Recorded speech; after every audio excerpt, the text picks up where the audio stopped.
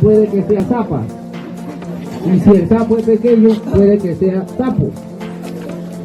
Van acomodándolo. En el carril número 1, Celín. Celín. En el 2, Ponititilín. En el 3, Tontón. Tontón.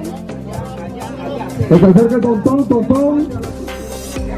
Juliana en el número 4.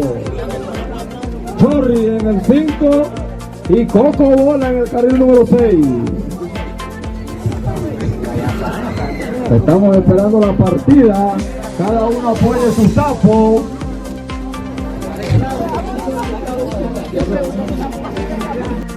Y sueltan los sapos. Ya saben las indicaciones. Si no la cumplen, este sapo será descartado. A la 1, a la 2 y a la... Hay unos sapos que están demasiado activados. Esos sapos. Controlen sus sapos. Controlen sus sapos. A ver, vamos, agarren su sapo. Fuerte, sin miedo. Está la línea azul del sapo.